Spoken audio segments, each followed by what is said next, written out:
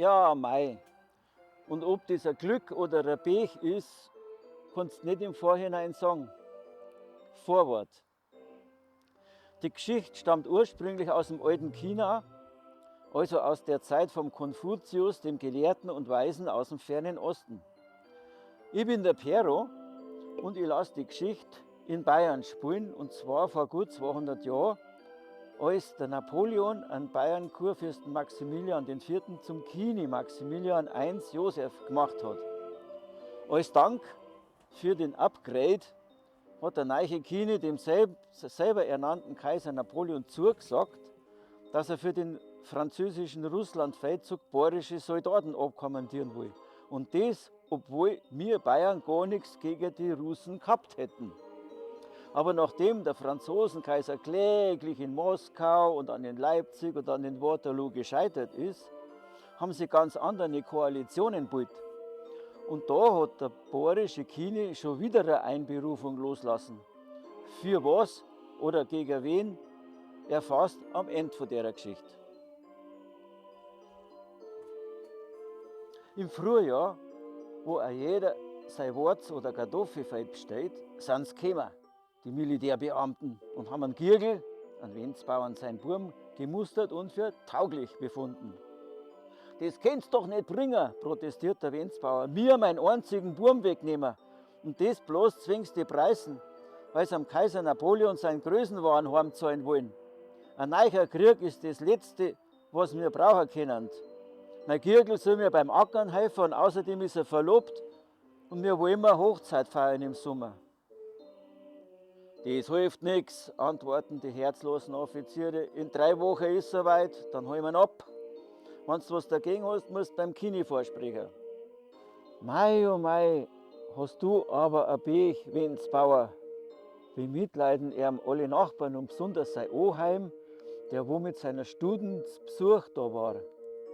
Wie sie sich verabschieden, hört der Wenzbauer die Studen so dahinbrummen. Und er denkt sich, das ist mir neu, dass jetzt die Viecher auch schon reden. Aber die Studen Zilli sagt, du bist aber auch der Einzige, der wo genau hinhört. Gratulation. Und hast du es vernommen, was ich da sagen will? Meine Wahrheit ist die, ob das ein Glück oder Pech ist, was dir passiert, das kannst du im Voraus nicht sagen. Bleib neutral und wart's ab. Aber ein echtes Glück hast, dass du auf mich hörst. Der Wenzbauer ist mächtig im Verzug. Während die anderen schon mit dem Aussauen anfangen, ist er noch nicht einmal mit dem Ackern fertig, weil der Boden noch halb gefroren ist. Trotzdem packt er sein Zeigel ein, dass er auf Minga runterfährt, weißt schon, zwingst der Girgel-Petition, nämlich, dass der Bub nicht mit den anderen 55.000 tapferen Bayern mitziehen braucht. Und wieder rufen ihm die Nachbarn zu. Mei, oh mei, hast du aber ein Pech, Wenzbauer. Ausgerechnet beim Sauen musst du abdampfen. Er stapft also los auf Minga zu und kommt zufällig bei seinem Oheim vorbei. Da steht die Zilli am Weg und murmelt ihre Spricherl. Ja, mei, Wenzbauer, denkt er nix. Ob das ein Glück oder Pech ist, das kannst du im Voraus nicht wissen. Bleib neutral und im Übrigen mach aber das, was die höchste Freude in dir auslöst. Und frag dich immer wieder, wer genau will jetzt in dem Moment sei. Seine Petition haben sie grandios abgeschmettert, die Hofschranzen. Und der Wenzbauer macht sich zerknirscht auf dem Rückweg. Wie er aber bei seinem Oheim vorbeikommt, sieht er mit Schrecken, dass alles samt abbrennt ist.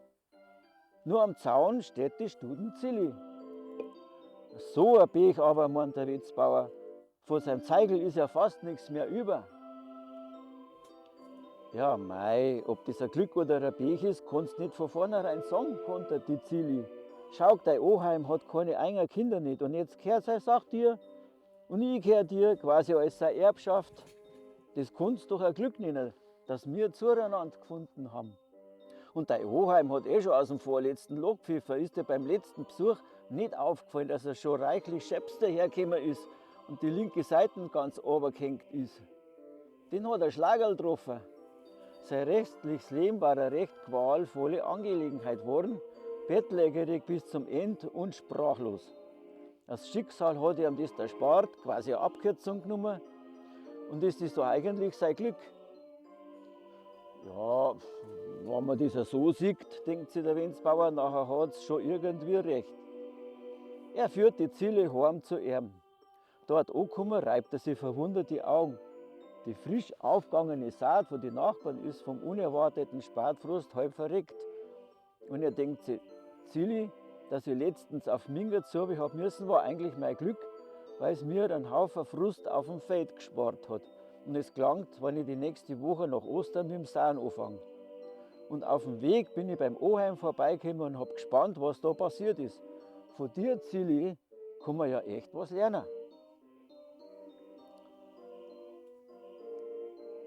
Nachher macht sie schnell die Kunde vom verblichenen Oheimbrot und alle sagen, mei, oh mei, so ein Pech.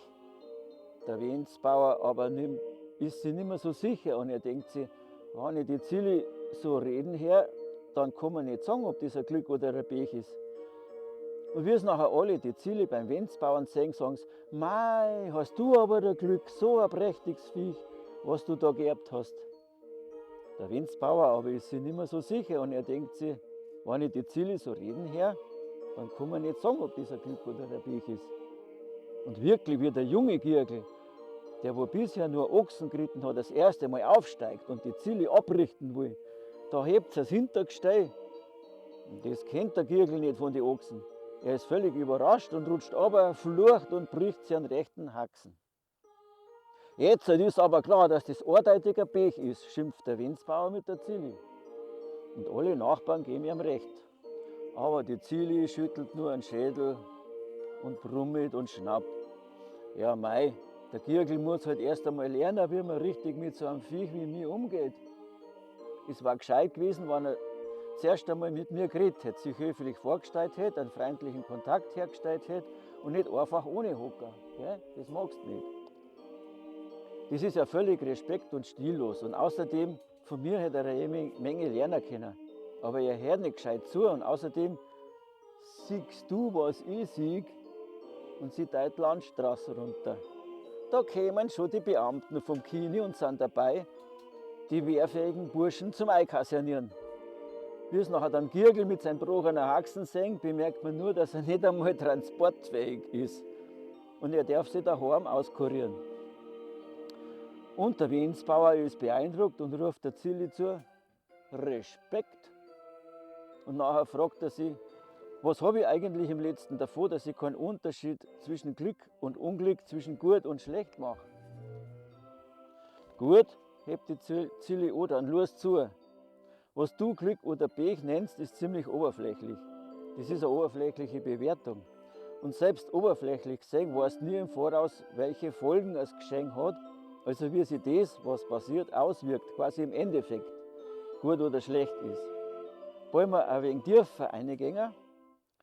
Nachher ist das wahre Glück und ein innerer Frieden immer ein Resultat, ist ein Ergebnis, wenn man ohne Unterschiede, quasi leidenschaftslos annimmt, was sich immer im gegenwärtigen Moment abspielt, was einem widerfährt.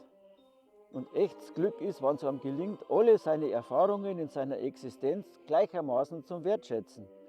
Ein echtes Glück hast erst, wenn es dir gelingt, aus dem, was passiert, was zu machen, was dir eine tiefe inwendige Freude macht.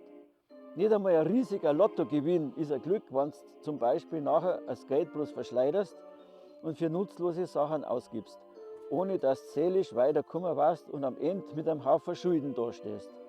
Oder nicht einmal der Verlust von deiner Arbeitsstelle ist ein Pech, zum Beispiel, wenn dir die Arbeit keine Freude gemacht hat. Alles, was passiert, sind einfach Gelegenheiten zum Schauen, was dich weiterbringt. Es liegt immer an dir, was draus zu machen.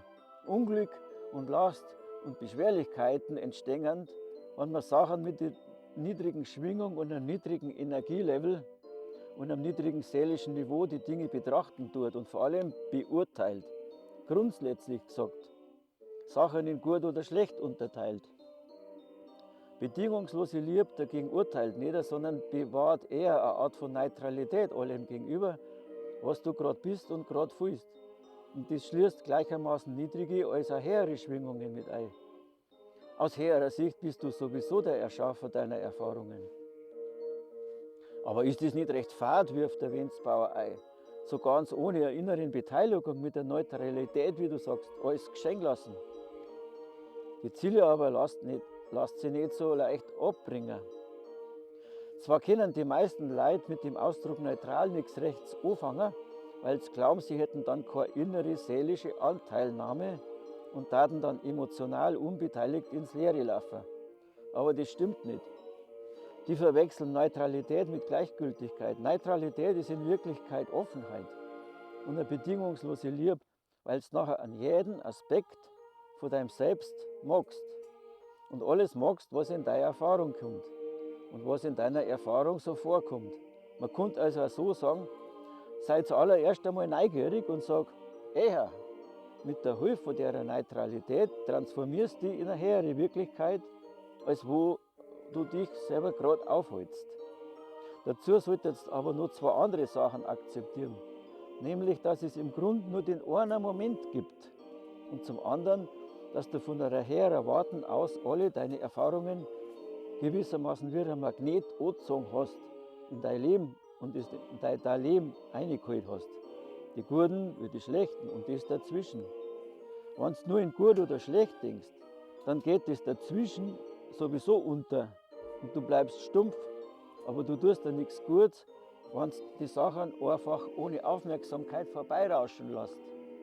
Und noch blöder ist, wenn du das bewertest, weil nachher denkst du nicht drüber nach, was die Sachen genau in dir auslösen, was die für dich bedeuten und du wirst am allerbesten darauf reagierst. Und wenn dir die sogenannten negativen Dinge passieren, so nimm die als einen Katalysator für dein seelisches Wachstum und Ausdehnung. Denk da mehr so, aha, da gibt es also noch was zum Erfahren und Dazulernen für mich. Oder denk so, wer will jetzt im besten Fall sein angesichts von dem Ereignis? Wer zum Sei löst die meiste Freude in mir aus. Wenn du eine Erfahrung als schlecht beurteilst, dann erfährst du die als schlecht und dann erschaffst du erst recht Leiden damit. Am Anfang steht also das Beurteilen und das macht dein Kopf und das kommt vom Ego. Und dann wirkt sich das auf dein Gemüt aus. Genau deswegen ist es so eminent wichtig, deine emotionalen Verflechtungen und dein Problem gegenüber dem, was passiert, zum Lösen, zu neutralisieren. Das erst macht dich frei. Du solltest nicht sagen, gut oder schlecht oder gib mir nichts an, sondern ja da schau, was ist denn das nachher? Und schau genau, was das mit dir macht. Das ist der Vorgang, dass du alles, was dir passiert, in der Schwingung von Liebe und Anteilnahme und Wertschätzung verschiebst. Und mit der Art von nichts beurteilen und nur seelisch wahrnehmen, kann kein Leiden existieren. Aha, denkt sich der Wenzbauer, wenn man so tickt, nachher gibt man dem Leben eine ganz andere Dimension. Und seine Nachbarn lädt er zu einem Frühschoppen ein, wo er einer verkündet, also liebe Leute, es passiert ja ein Haufen Zeug, wann der Tag lang ist. Nur, ob das am letzten Ende ein Glück oder ein Pech ist, kann man nicht im Vorhinein wissen. Das wollte ich euch gesagt haben. Und es freut mich, dass ihr Anteil an meinem Geschick nehmt und dass ich euch nicht wurscht bin. Und es freut mich, dass es mir bei der Feldarbeit unter die Arme greift, weil mein Gürtel ausfällt. Weil wir müssen in jedem Fall zusammenhalten. Bestimmt kommt die Gelegenheit, wo ich mich revanchieren kann und euch zu Hilfe kommen kann. Und einer fragt einen Wenzbauern, jetzt sag einmal, weil wir gerade so schön beim Trinken sind, wenn du ein Glasl in der Hand hast, was nur halb gefüllt ist das jetzt für dich halb leer oder halb voll? Das ist genauso eine Bewertung wie gut oder schlecht, denkt sich der Wenzbauer. Und forscht dabei nach, wie die Zelle reagieren darf und dann fällt es ihm ein. Ich war in dem Fall froh, dass ich überhaupt so ein Glasl hätte, weil sonst darf mir der Wein zwischen die Finger davor rinnen. Epilog. Ende März 1814 haben es verstärkt bayerische Reservisten ausgekommen, um an der Seite von den Preußen gegen den ehemaligen Verbündeten Frankreich zu kämpfen. Und ein paar Jahre später, 1866, haben es Reservisten ausgekommen, um an der Seite von den Habsburger gegen die Preußen zu kämpfen. Aber schon 1870, 4 Jahre später, haben sie an der Seite von den Preußen mal wieder gegen die Franzosen gekämpft. Ist das nicht irgendwie ein Irrsinn mit denen Krieg?